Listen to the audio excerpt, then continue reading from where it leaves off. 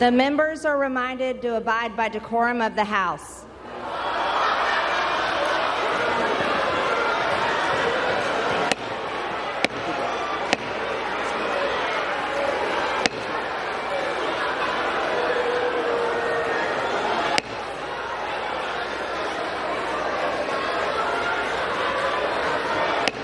The House will be in order.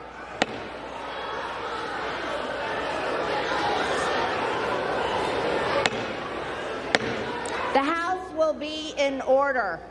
There are a few moments that are just so perfect you couldn't even write them, and Marjorie Taylor Greene, of all people, demanding decorum in the House of Representatives, only to basically get laughed off the podium, is definitely one of them.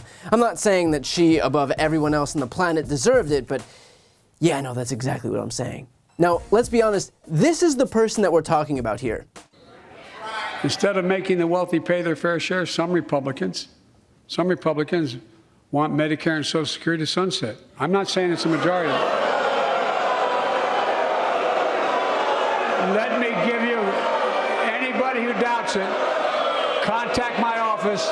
I'll give you a copy. I'll give you a copy of the proposal. That means Congress doesn't vote. Well, I'm glad to see you. No, I tell you, I enjoy conversion. You know, it means if Congress doesn't keep the programs the way they are, they'd go away. Other Republicans say, I'm not saying it's a majority of you. I don't even think it's even a significant, but it's being proposed by individuals. That's the person demanding decorum in the House. And then she went a step further, owning up to it with a follow-up video. I will tell you one thing Joe Biden did lie about. He didn't know what he was talking about a lot of the time, but he did frankly lie, talking about Republicans and Social Security and Medicare. We have not talked about cutting Social Security and Medicare. Joe Biden has been claiming that we're going to cut Social Security and Medicare, but we're not. So we called him out on the House floor. I called him a liar, because that's what Joe Biden is.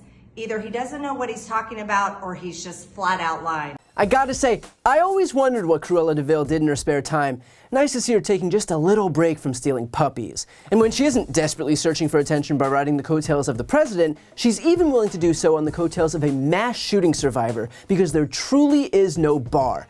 Let's not forget Miss Decorum herself stalking and harassing Parkland survivor David Hogg and then posting those videos online. Peterson, the resource officer at Parkland, had done his job, then Nicholas Cruz wouldn't have killed anybody in your high school, or at least protected them.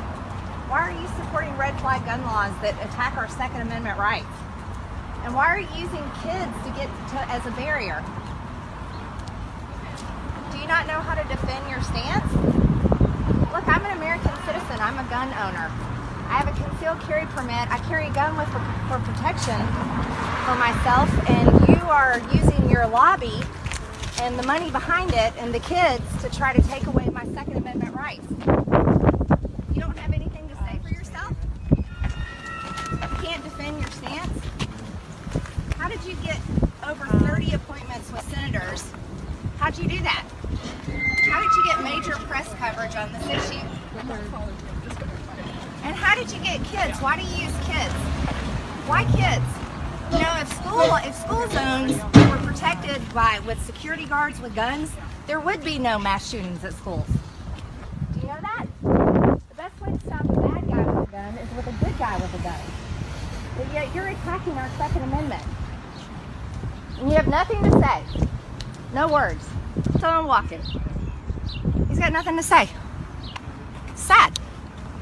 He has nothing to say because there really isn't anything to say, you guys. He has nothing to say because he's paid to do this. He has the walkaway march. He's got the women's march, and they're funding all of this. Everytown Gun USA, they're funding all this stuff. Okay, that was David Hogg right there. David, we saw him inside the Senate building. He had 30 appointments where he ran around and got to talk to senators. I got to talk to none. He had media coverage all over the place.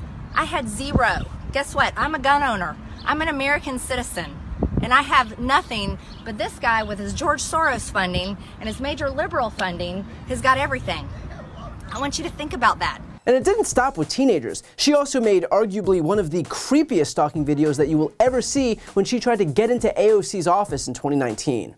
Want to talk to Crazy Ocasio? You come to this little thing and you open it up and you whisper into her. Session. This is confession. This is Ocasio confession right there. Alexandria Ocasio-Cortez, I'm an American citizen. I pay your salary through the taxes that you collect from me through the IRS because I'm a tax-paying citizen of the United States. I'm a woman, I'm a female business owner, and I'm proud to be an American woman. And I do not support your socialist policies, and I do not support your murderous abortion policies. As a mother of 3 children, I'm appalled at New York's law for abortion, and it needs to end, and it needs to stop now. You're bringing God's judgment on our country, and I'm against it, as well as my friends. So you need to stop being a baby and stop locking your door and come out and face the American citizens that you serve.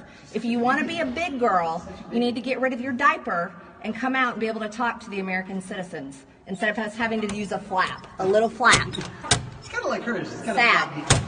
She's like, she keeps flapping her gums. This Oh, is like, flappy, flappy. Okay, well, each one of This is like child games. This is Confession childish. session. So if you're wondering why the entire house erupted in laughter at the prospect of this woman, of all people, demanding decorum, it's probably because she commands about as much decorum as a Best Buy on Black Friday. She commands about as much decorum as a 9-year-old's birthday party with 40 kids pumped full of cake and soda. Sometimes the messenger matters, and in this case, it is quite literally not possible to have a worse messenger for decorum than Marjorie Taylor Greene. What the Republican Party should recognize is that by virtue of filling their ranks with shameless grifters and provocateurs like Marjorie Taylor Greene, they've essentially pushed everyone out of their party who was able to garner even a shred of respect. And it's not just members of Congress who can see it, although very obviously they can see it, the American people do too. The rest of us can see that the modern GOP is a bunch of right-wing extremists who may be able to fleece their base for money every time they hit some new low in public, but who've simultaneously lost the moderates, the independents, and even the soft Republicans. Marjorie Taylor Greene wants attention so badly that she actually succeeded in making herself the face of that party. But in doing so, she made that party completely unpalatable to the rest of the country. So I've said it before and I'll say it again. I know it seems counterintuitive to give her the attention that she so desperately craves, but if it means more people can be exposed to who they've actually empowered when they vote for Republicans, then so be it. They've made their bed, now they get to lie in it. Before you go, I need some help. Please subscribe to the channel and do your part to help grow the progressive media ecosystem.